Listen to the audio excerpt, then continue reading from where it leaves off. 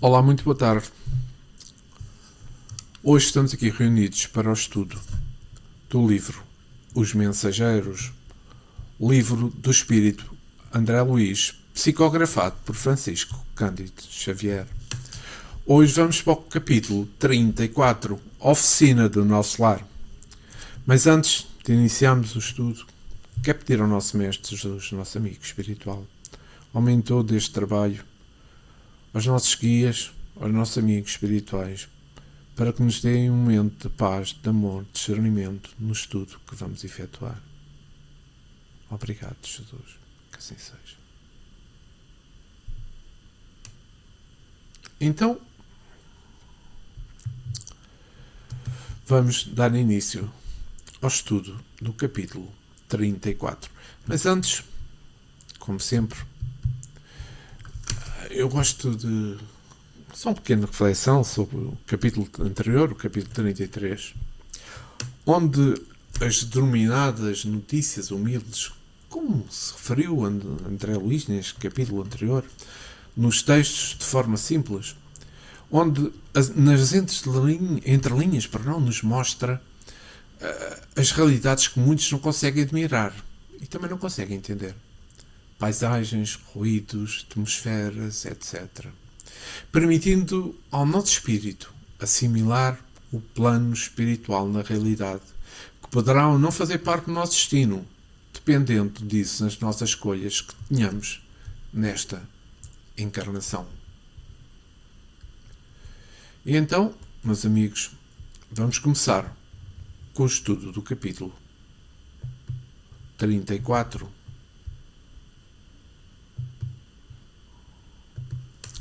Oficina do Nosso Lar. Entre 18 e 19 horas atingimos uma casa singela de bairro modesto. No longo percurso através de ruas movimentadas, surpreendia-me sobremaneira porque se deparavam quadros totalmente novos. Identificava agora a presença de muitos desencarnados de ordem inferior, prosseguindo os passos de transeúntes vários, ou colados a eles, em abraço singular. Muitos dependuravam-se a veículos, contemplavam-nos outros das sacadas distantes. Alguns em grupo vagueavam pelas ruas, formando verdadeiras nuvens escuras que houvessem baixado repentinamente ao sol. Assustei-me. Não havia notado tais ocorrências nas excursões anteriores ao círculo carnal. Aniceto, porém, explicou que não fora vão o auxílio recebido pela intensificação do poder visual. Estávamos em tarefa de observação ativa, com vistas ao aprendizado. Não dissimulava, entretanto, minha surpresa. As sombras sucediam-se umas às outras, e posso assegurar que o número de entidades inferiores e invisíveis ao homem comum não era menor, nas ruas, ao de pessoas encarnadas em contínuo vai-vem. Não via ali a serenidade dos ambientes do nosso lar, nem a calma relativa ao posto de socorro de campo da paz. Receosos, imprevistos, instalavam-se na alma. Desagradáveis choques íntimos assaltavam-me o coração, sem que eu os pudesse localizar a procedência. Tinha a impressão nítida de haver mergulhado num oceano de vibrações muito diferentes, onde respirávamos com certa dificuldade.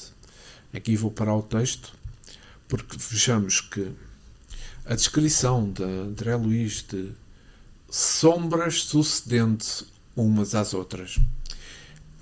Ele aqui, André Luiz, invoca a ideia de uma movimentação constante, de densa intensidade, entidades, em sofrimento, ou também, não só em sofrimento, com mais intenções, também poderá ser. A comparação com a população encarnada indica uma quantidade considerável dessas entidades, com um fluxo contínuo entre o mundo físico e o espiritual. a frase em questão, onde se escreve a experiência no mundo espiritual, a passagem sugere uma realidade onde a interseção entre encarnados e desencarnados é mais intensa. É mais intensa do que o senso comum, o nosso senso comum, a nossa mente permite perceber. É que a ausência de serenidade, a ausência de calma, mencionada na continuação do texto, reforça a ideia que nem todos os espíritos que circulavam no plano espiritual estão em paz, em um estado evolutivo elevado. André Luiz relata um grupo de sensação que me afetam a alma e mostra que o campo de visão que nós encarnados pensamos ser a realidade não é. André Luiz tinha aquela sensação de ter mergulhado num mundo de sensações que até lhe dificultava a respiração. Estes trechos descrevem um estado de espírito perturbado mesmo. Um estado de espírito e uma sensação extremamente estranha, digamos assim, em relação ao ambiente circundante. A pessoa sente receios inexplicáveis e choques emocionais como se estivesse noutro lugar, ou numa situação diferente do habitual, com uma atmosfera pesada que dificulta a respiração. A frase de André Luiz, onde ele escreve que receios imprevistos instalavam-se-me na alma, desagradáveis choques íntimos assaltavam-me o coração, sem que lhes pudesse localizar a procedência. Este trecho acaba por expressar uma sensação de medo, uma sensação de angústia inexplicável. Como se os sentimentos negativos estivessem tomando conta da alma sem uma causa aparente. A segunda frase, onde André Luiz menciona: tinha a impressão nítida de havermos mergulhado num oceano de vibrações muito diferentes, onde respirávamos com certa dificuldade. Ou seja, isto intensifica esta sensação de deslocamento e espanto. A ideia de estar num oceano de vibrações diferentes, aqui sugere um ambiente estranho. Um ambiente ou uma dimensão com energias distintas que causam desconforto e que dificultam a adaptação a esse local, a esse ambiente, a essa dimensão. Eu relembro que André Luiz, quando vivia na Terra, na sua última reencarnação, quando escreveu este livro, ele era médico, tinha um estatuto social, família. Depois desencarna, vai para o nosso lar, onde renuncia a algumas virtudes materiais, vai estudando, melhorando, num ambiente completamente diferente do que este que ele está a descrever aqui. E quando chega à crosta terrestre, ele mostra dificuldades perante um ambiente atmosférico pesado. E de onde vem esse ambiente? De nós encarnados. De nós encarnados na Terra. E vamos continuar com o nosso texto. Nosso instrutor esclarecia que, com o tempo, seriam dilatados os nossos poderes de resistência e que as penosas sensações experimentadas obedeciam à circunstância de ser aquela a primeira vez que descíamos ao ambiente da crosta em serviço de análise mais intenso. Recomendava-nos bom ânimo e, sobretudo, a conservação da fortaleza mental ante quaisquer quadros menos estimáveis que nos afrontassem de imprevisto. A eficiência do auxílio, exclamava ele, necessita educação e persistência. Não seria possível ajudar alguém prendendo-nos a fraquezas de qualquer espécie. Ora, que importante esta parte do texto. É que aqui a expressão a conservação da fortaleza mental ante quaisquer quadros menos estimáveis que nos afrontassem de imprevisto, aqui refere-se à importância em manter a serenidade e a força interior dentro das situações adversas ou negativas, sejam elas inesperadas ou não. É um convite à resiliência, é um convite ao controle emocional, procurando não se deixar abater pelas dificuldades, mas sim fortalecer a mente para superá-las. Então, em detalhe, esta frase sugere conservação da fortaleza mental. Isto realça a necessidade de cultivar e preservar a estabilidade emocional, o equilíbrio psicológico, como um recurso valioso diante das adversidades. Ante quaisquer quadros menos estimáveis. São situações negativas. Situações desagradáveis, situações desafiadoras que podem surgir na vida. Sejam por meio de problemas, de perdas, de doenças e outras experiências dolorosas que nos defrontassem de imprevisto. Aqui destaca a importância de manter novamente a serenidade, mesmo quando as situações negativas ocorrem de uma forma inesperada, sem visto prévio. Essa ideia se alinha com o princípio espírita de que o progresso moral e espiritual se dá através do enfrentamento de dificuldades. Enfrentamento de dificuldades com coragem, com resignação, aprendendo com experiências e evoluindo com elas. A fortaleza mental, nesse contexto, não é apenas uma característica individual, mas também um instrumento para auxiliar no auxílio do próximo. Como citado no texto, não seria possível ajudar alguém prendendo-nos a fraquezas de qualquer espécie. Portanto, esta expressão acaba por realçar a necessidade de nós semearmos a força interior para podermos lidar com qualquer provações da nossa vida, mantendo-nos de uma forma séria, serena e com a esperança como pilares para a superação dos problemas que nos possam surgir e também para o crescimento espiritual. Vou então avançar no texto. Os conselhos de Aniceto acalmavam-nos a alma surpreendida e inquieta. Eu tudo fazia, no íntimo, para ajustar-me aos alvitres do bondoso orientador, mesmo quando asseverava ele que diversos companheiros adiavam nobres realizações em virtude das manifestações de injustificável receio. Aquela residência de aspecto tão humilde que alcançávamos, continuava André Luís, que alcançávamos agora, proporcionava-me cariciosa impressão de conforto. Estava lindamente iluminada por clarões espirituais que recordam precisamente a nossa cidade tão distante. Fundamente surpreendido, reparei que o nosso orientador se tivera.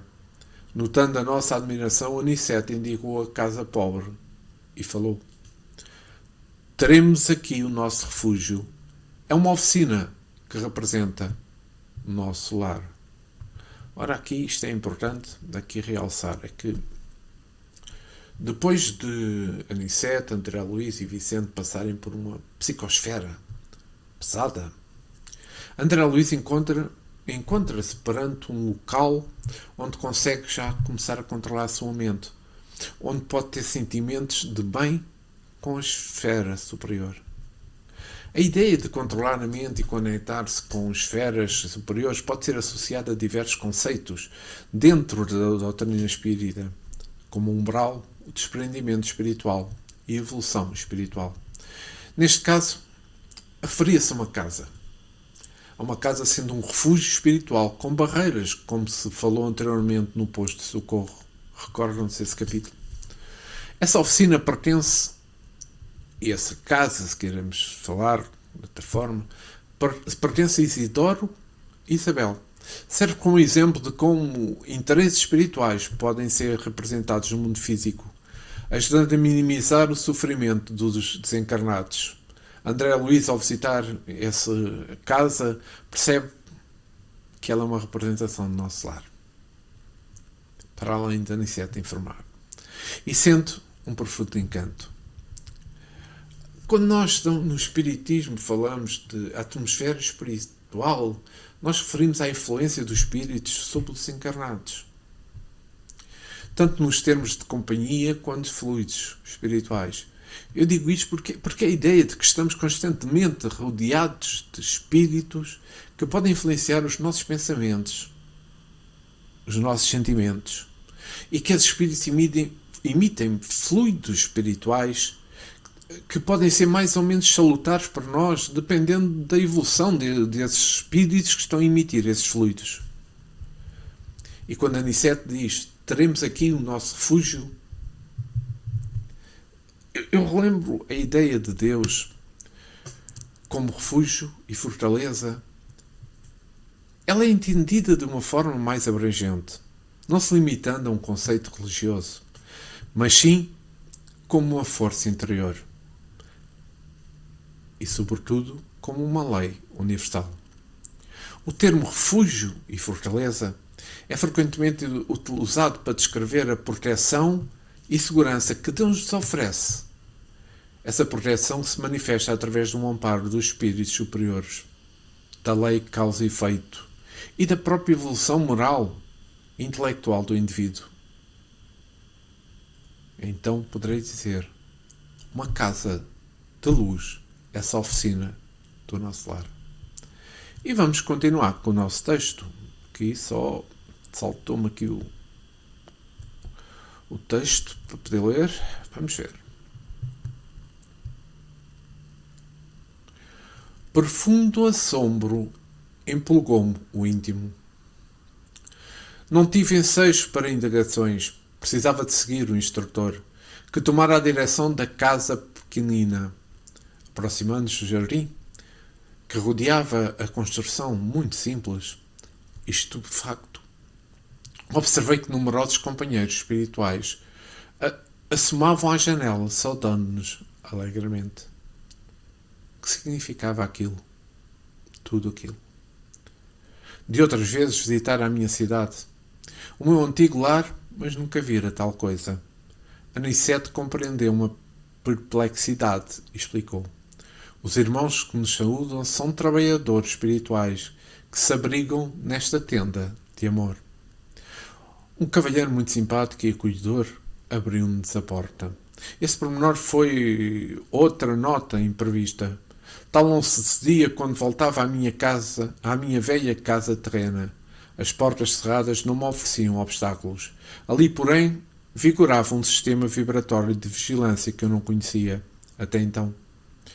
Nosso instrutor envolveu o anfitrião num abraço amistoso, apresentando-nos de seguida. Aqui, meu caro Isidoro, disse a indicar-nos carinhosamente, só de forma carinhosa, são os nossos amigos Vicente e André, novos cooperadores de serviço em nosso lar. Muito bem, exclamou Isidoro, abraçando-nos. As nossas atividades precisam de trabalhadores operosos. Entrem. E acrescentou ao hospitaleiro, a casa pertence a todos os cooperadores, fiéis ao serviço cristão. Era a primeira vez que eu vi uma entidade espiritual com tão segura chefia de uma casa terrestre. Penetramos o ambiente modesto. Altamente surpreendido, reparei o interior. A paisagem material mostrava alguns móveis sigelos, velhos quadros a óleo nas paredes alvas, velhas máquinas de costura movimentadas por uma jovem aparentando 16 anos, um rapazote de 12 anos presumíveis, atento a cadernetas de exercício escolar. 3 crianças de 9, 7 e 5 anos, aproximadamente, e como figura central do grupo doméstico, uma senhora de 40 anos, mais ou menos, tricotando uma blusa. Notei, porém, que da fronte do tórax, do olhar, das mãos dessa senhora, irradiava-se luz incessante que não me permitia sofrear minhas expressões admirativas. Anicete designou-o respeitoso e falou. Temos aqui a nossa irmã Isabel. Para os olhos humanos, ela é a viúva de Isidoro, mas para nós é uma servidora leal nas atividades da fé. Reparei que Dona Isabel parecia, de certo modo, registrar a nossa presença, acusando certa surpresa no olhar, mas Anicete adiantou-se, esclarecendo. Nossa amiga é uma senhora de grande vidência psíquica, mas os benfeitores que nos orientam os esforços recomendam que não se lhe permita a visão total do que se passa em torno das faculdades mediúnicas. O conhecimento exato da paisagem espiritual em que vive talvez lhe prejudicasse a tranquilidade. Isabel, portanto, apenas pode ver mais ou menos a 20ª parte dos serviços espirituais com que colabora de modo direto. Essa altura, Isidoro nos indicou pequena sala ao lado e falou a Anicete em particular. Desculpem-me se não lhes posso acompanhar no repouso necessário. Descansem, contudo, à vontade. Tenho serviços urgentes na recepção de outros amigos. Nosso mentor agradeceu comovidamente e, acompanhando-o, alcançamos um modesto salão pobremente mobiliado, mas quase repleto de entidades envolvidas em conversações edificantes. Perdão, peço desculpa. Saltei isto. Peço imensa desculpa.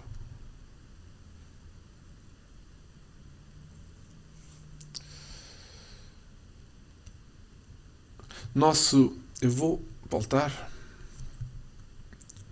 ao texto. Nosso mentor agradeceu comovidamente e, acompanhando-nos, alcançamos um modesto salão pobremente mobilado, que quase replete entidades envolvidas em conversações edificantes. Confortadoras luzes brilhavam em todos os recantos. Havia ali um velho relógio, tosca mesa de grandes proporções, uma dúzia de cadeiras e alguns bancos rústicos. A claridade espiritual reinante, todavia, era de maravilhoso efeito.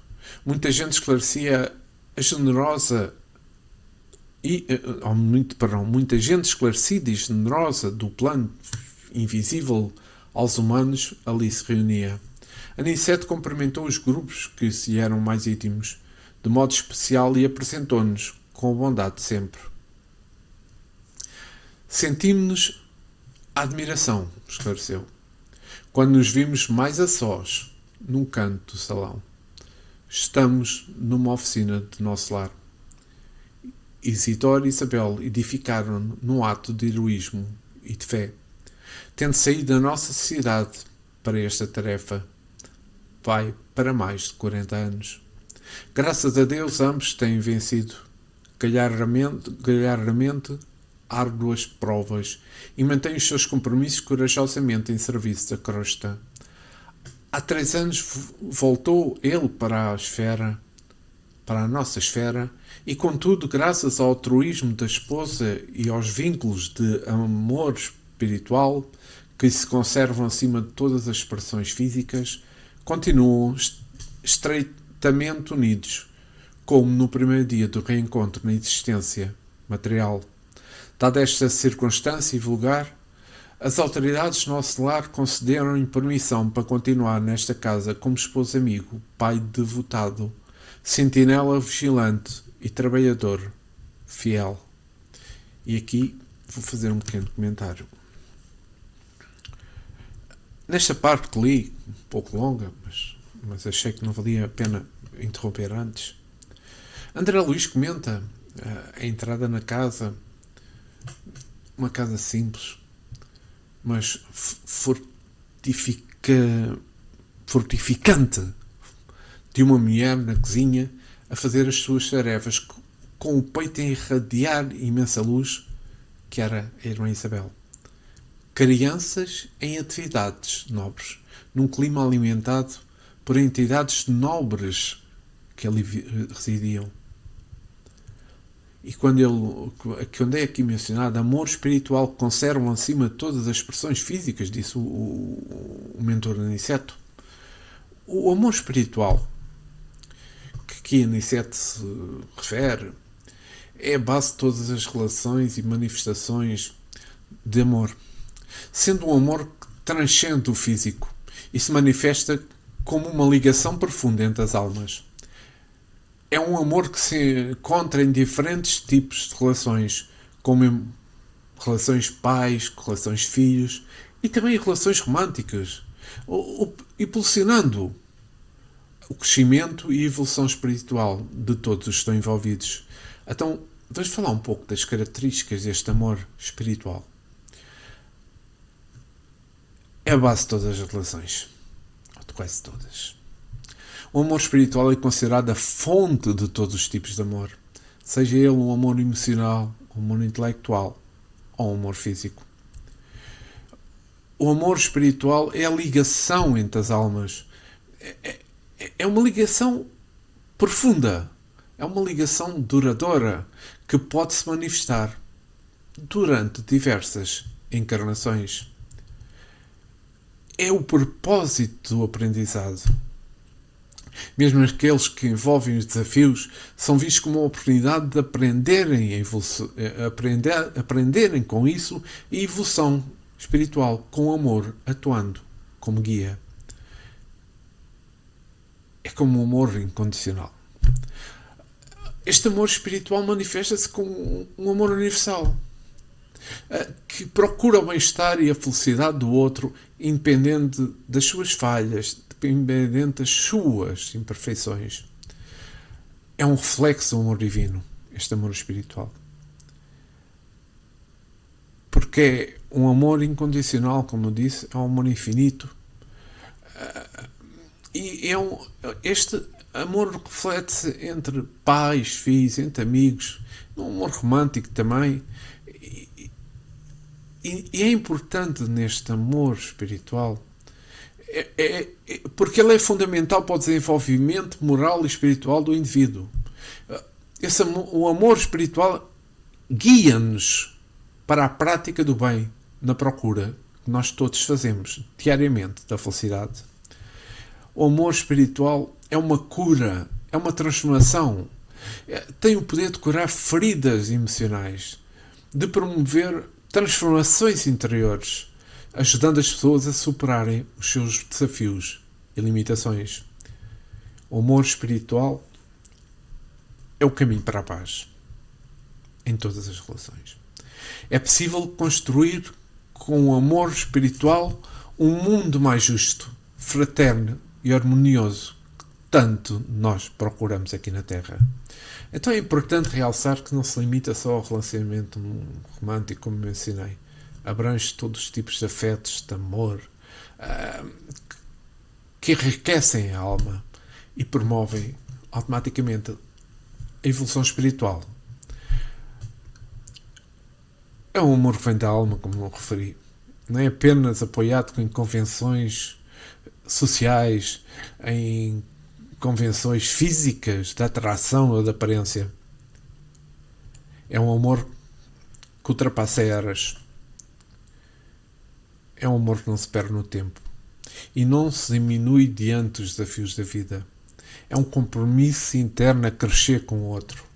E mesmo que em alguns momentos estejam em caminho distinto, o amor espiritual é como um reencontro entre duas almas gêmeas, espíritos simpáticos, ou como queiramos chamar. Almas conectadas, almas juntas, ligadas para muito além do que é matéria, meus amigos, muito além. E vamos continuar com o nosso texto. E observando talvez a nossa maior surpresa, Anicete acrescentou: sim, amigos, o facto não define as responsabilidades nem atende a construção séria. A edificação espiritual pede esforço e pede dedicação. Assim como os navios do mundo necessitam de âncoras firmes para atenderem eficientemente à sua tarefa nos portos, também nós precisamos de irmãos corajosos e abnegados que façam o papel das âncoras para as criaturas encarnadas, a fim de que, por elas, possam os grandes benfeitores da espiritualidade superior se fazerem sentir entre os homens ainda animalizados, ignorantes, infelizes.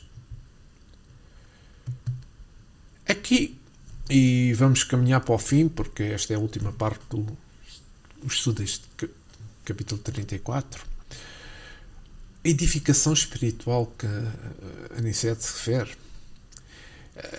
é o processo de desenvolvimento moral, o processo de desenvolvimento intelectual de cada indivíduo, com o objetivo da sua evolução rumo à perfeição espiritual. Este processo, como já falámos anteriormente em outros estudos, envolve a prática da caridade, o estudo da doutrina espírita e a reforma íntima, procurando transformação do ser para melhor.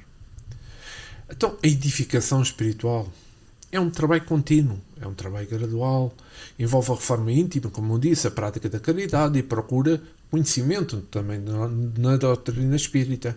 O objetivo é aprimorar o caráter, desenvolvendo virtudes, eliminando vícios, visando a evolução espiritual.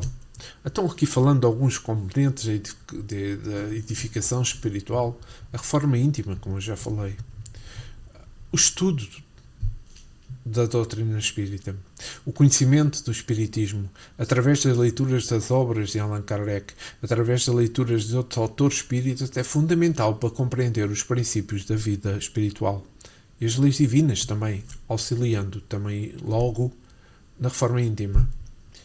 A prática da caridade.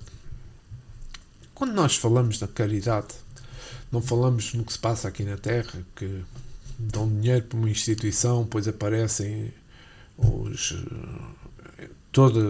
como eu digo, a imprensa, tirar fotografias, põe um cheque enorme com o número. Isso não é caridade.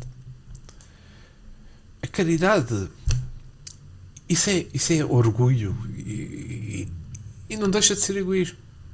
A caridade é entendida como amor em ação. É essencial para a edificação espiritual. A prática da caridade se manifesta em diversas formas, como o auxílio ao próximo, a solidariedade, o perdão e a compaixão. E aqui o centro espírita tem um papel importante.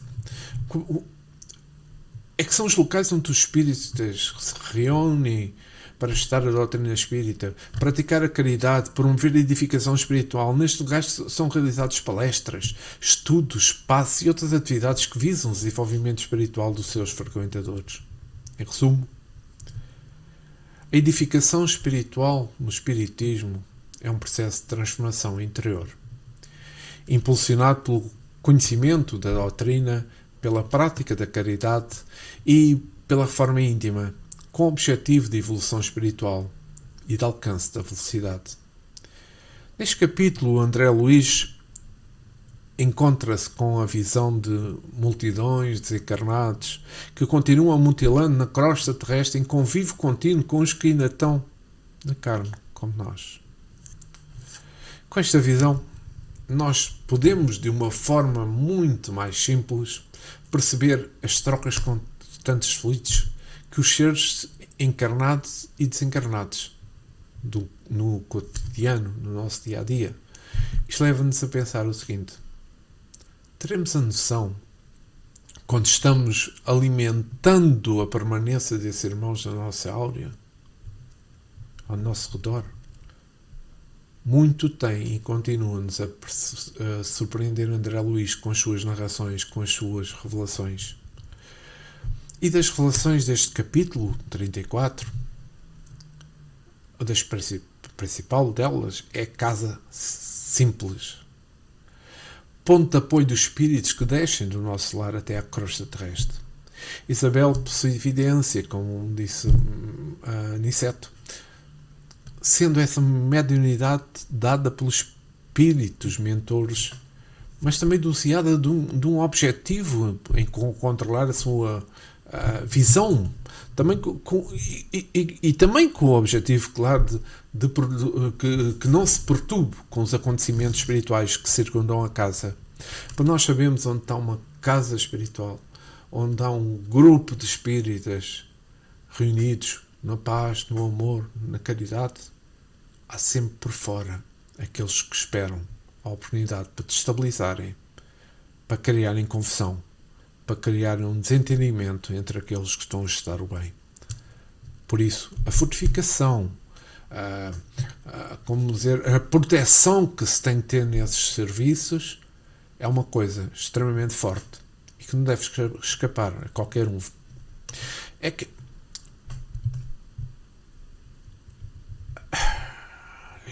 eu perdi-me agora, pois quando está escrito transeuntes vários ou colados a eles em braço singular, eu realço uma coisa que eu acho que é extremamente importante. Ainda bem. O que acontece é que a Isabel está limitada a 20% da sua visão espiritual, não é óbvio? Ainda bem, nós não temos essa visão, nem tão pouco ideia do que ela realmente é perante cada um de nós. E eu pergunto como é que nós nos sentiríamos se víssemos todos os irmãos espirituais que nos acompanham, uns no bem, outros simplesmente no mal. É uma reflexão. Como é que nós sentiríamos se víssemos?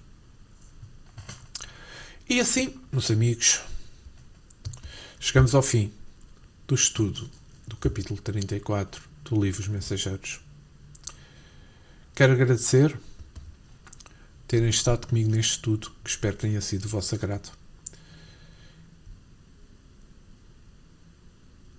E quero agradecer, sobretudo, ao nosso Mestre Jesus, em todo este trabalho, aos nossos guias espirituais, pela paz, pelo amor, pelo discernimento neste estudo, que espero que tenha sido do vosso inteiro agrado. Obrigado, Jesus. Fiquei sempre connosco, agora e sempre. E que assim seja. Sim, senhora, meus amigos. Mais um estudo. Para a semana voltaremos com o capítulo 35. Muita paz para todos vós.